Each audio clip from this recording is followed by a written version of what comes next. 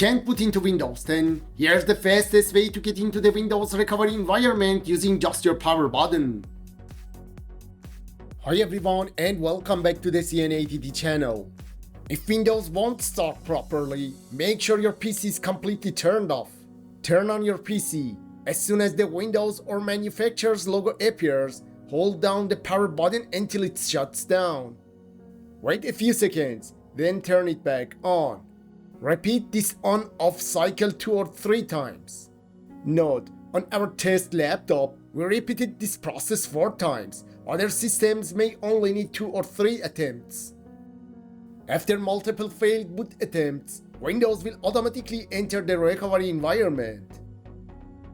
These steps work on both laptops and desktops, providing a reliable way to access recovery even if Windows won't start normally.